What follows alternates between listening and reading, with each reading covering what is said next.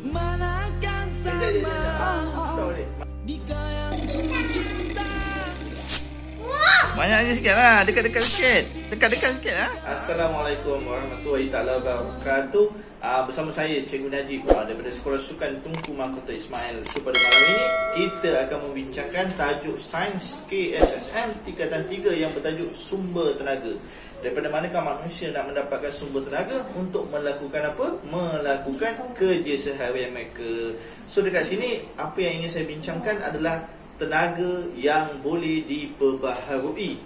Dalam dunia ni ada dua jenis tenaga sumber. Ada dua jenis sumber tenaga. Yang pertama tenaga sumber yang boleh diperbaharui, dan yang kedua adalah sumber tenaga yang tidak boleh diperbaharui. Tetapi hari ini, malam ini saya ingin berkongsi kepada semua pelajar-pelajar ataupun semua penonton tentang tenaga yang boleh diperbaharui. Okey, apa yang ada di depan saya adalah contoh yang saya ingin bawakan. Yang pertama, apakah itu sumber tenaga yang boleh diperbaharui? Ini adalah contohnya tenaga angin. Tenaga angin yang boleh menghasilkan sumber tenaga. Contohnya kita menggunakan tenaga angin daripada alam semula jadi. So tenaga angin itu tadi akan memusingkan bilah kipas ini. Seterusnya dia akan memusingkan dinamo ataupun turbin yang berada di dalam enjin, dan akhirnya menyebabkan ataupun menghasilkan tenaga elektrik.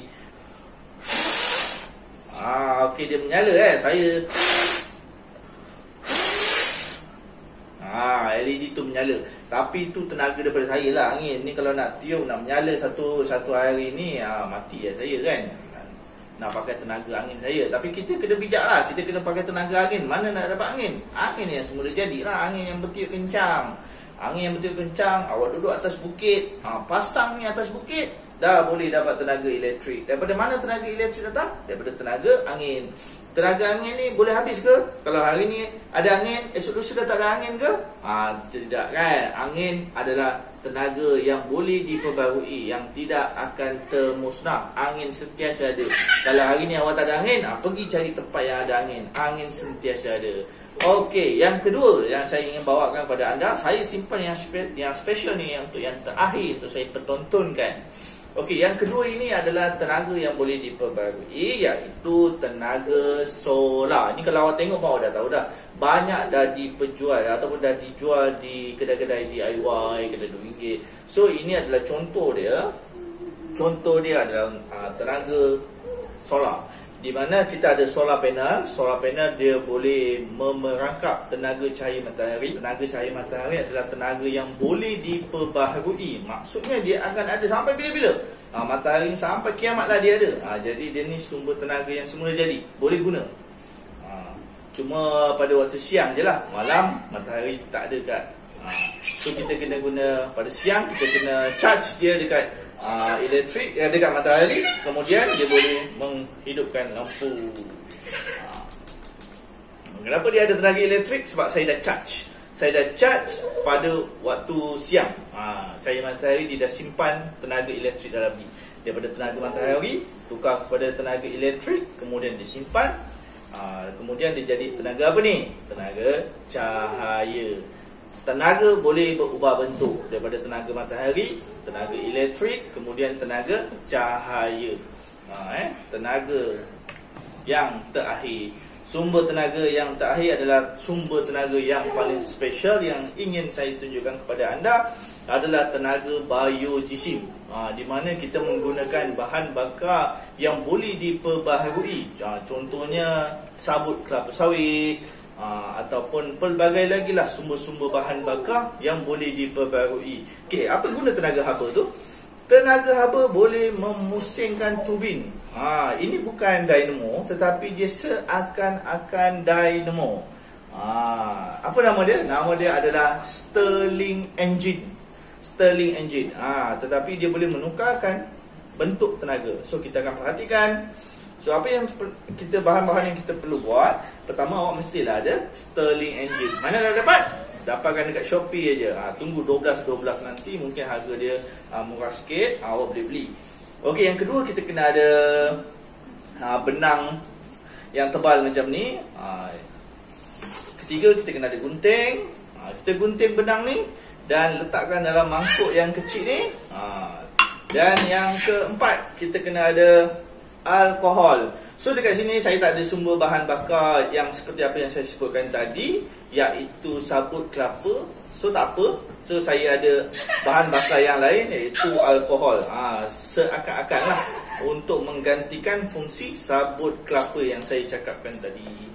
So alkohol ni kita boleh dapatkan kat kedai DIY lah, ataupun di hardware. Apa fungsi alkohol ni? Alkohol ni fungsi dia adalah bila dia terbakar, dia boleh menghasilkan tenaga haba lah. Dan tenaga haba tu yang kita ingin gunakan. Okey, ni kena hati-hati ya. Okey, apa yang saya nak buat dengan alkohol ni? Saya akan tuang dalam mangkuk ni.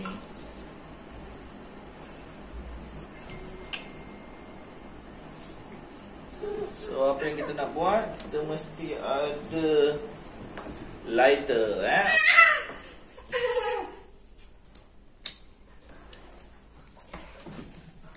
Okey, dah terbakar.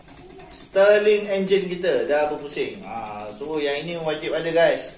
Kita kena ada fire extinguisher. Anything happen, just gunakan fire extinguisher. Tetapi saya tak faham kenapa LED ni tidak menyala. Mungkin yang pertama disebabkan tenaga elektrik yang tidak mencukupi, ataupun LED ni sudah terbakar. Terlalu lama.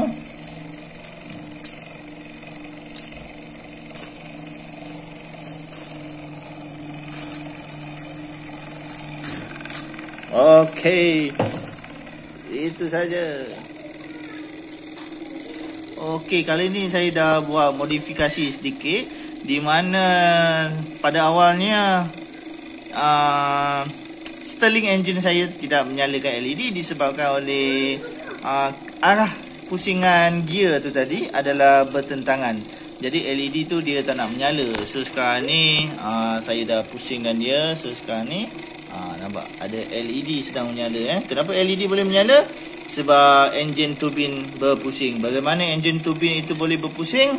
Disebabkan oleh kuasa ataupun tenaga daripada angin yang gas yang panas tadi telah menolak piston itu berulang kali, dan piston itu berpusing, memusingkan pula acik engkol.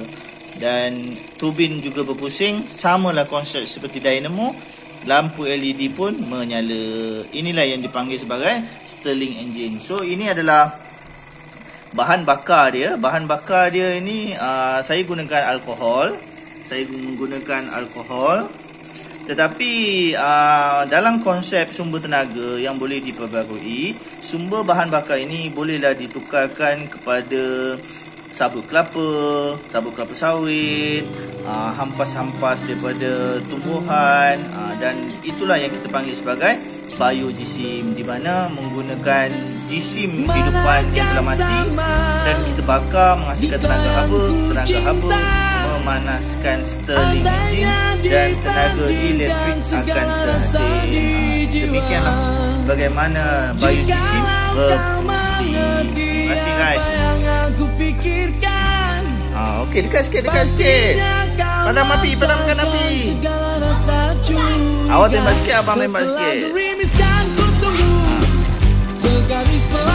Okey, bagi abang. Abang tembak banyak sikit abang.